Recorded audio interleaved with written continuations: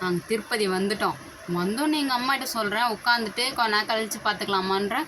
12 மணிக்கே கூட்டிகிட்டு போய் மொட்டை போடுறதுக்கு கூட்டிகிட்டு போயிட்டாங்க லைனுக்கு.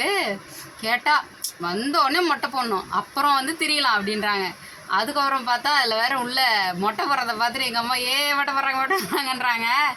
ஒரு டோக்கன்லாம் வாங்கணுமா, அது பார்த்தா ஃப்ரீயாக நம்மளுக்குன்னு தனியாக ஒரு பிளேடு ஒன்று கொடுக்குறாங்க. அதில் வேறு ஃபோட்டோலாம் எடுத்துகிட்டு அதுக்கப்புறம் இந்த பிளேடு டோக்கன் கொடுத்தாங்க.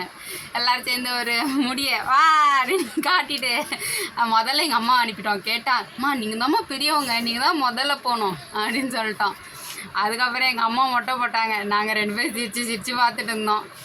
அதுக்கப்புறம் பார்த்தா டக்குன்ட்டு எனக்கு ரெட்டை ஜடை போட்டுருமான்ட்டாங்க. ஆனால் ரெட்டை ஜட்டையை போட்டு டான்ஸ்லாம் ஆடி காட்டிட்டு அதுக்கப்புறம் நின்றுட்டு இருந்தேன் நான். அம்மாவுக்கு மொட்டை போட்டாங்க. போட்டுட்டு அதுக்குள்ளே பார்த்தா அங்கே லைனில் நிற்கும்போது தான் திடீர்னு ஐயோ நம்மளுக்கு வேறு இடுப்பு கீழே இருக்கே, முடி இவ்வளோத்தையும் விட போகிறோமா, சரி விட்டுறலாம், ஆனாலும் ஒரு நிமிஷம் பக்குன்னு இருக்கே அப்படின்னு நினச்சேன். சரி போ நம்ம யாருக்கு தரோம், கோவிந்தா கோவிந்தா சொல்லுமான்னாரு. நானும் சொல்லிட்டு கம்முன்னு குஞ்சிக்கினேன். அவர் மொட்டை போட ஆரம்பிச்சிட்டாரு.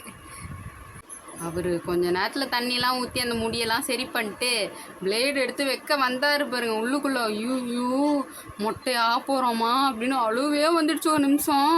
அப்புறம்தான் முடி தானேடி வளர்ந்துடும் அப்படின்னு எனக்குள்ளேயே நான் சொல்லிக்கிட்டு அப்படியே ஸ்ட்ராங்காக நின்றுட்டு இருந்தேன். அதில் வேற ஒரு குட்டி பாப்பா வேறு ரொம்ப நேரமாக என்னையும் ஊற்று பார்த்துட்டு இருந்துச்சு.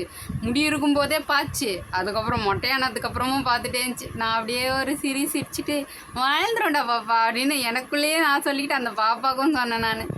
அப்புறம் எங்கள் அக்காவுக்கு அடிக்க ஆரம்பிச்சிட்டாங்க. எங்கள் அக்காவுக்கும் தண்ணியெல்லாம் ஊற்றி தலையில் எங்கள் அக்காவுக்கு அடிக்க ஆரம்பிச்சிட்டாங்களா. நானும் அக்காவும் சிரிச்சிட்டு இருந்தோம். அதெல்லாம் பார்த்தா ஒரு குட்டி பாப்பா ஒன்று என்னை எட்டி பார்க்குது பயந்துக்கினே. அது புதுசாக இப்போ தான் மொட்டை முடியை பார்க்குதோ என்னவோ தெரில. என்னையே ரொம்ப நேரம் குறுன்னு பார்த்து நான் கண்டுக்கல. ஆனால் இன்னொரு பக்கம் ஒரு மாதிரி தான் இருந்துச்சு.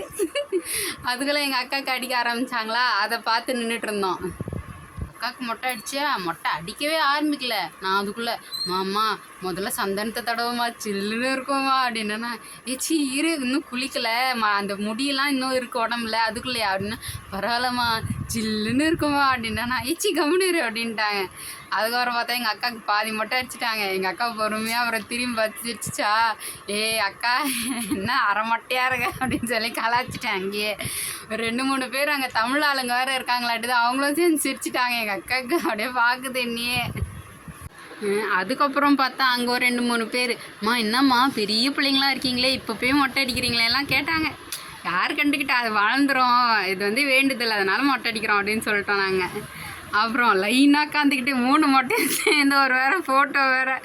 எங்கள் அம்மாவா என் தலையெல்லாம் தடவி காட்டுறாங்க. சிரிப்பாக இருந்துச்சு. லைனாக 3 பேர் வேறு சேர்ந்து உட்காந்துட்ருக்கோம். பாய் பாய், அடுத்த வீடியோவில் பார்க்கலாம்.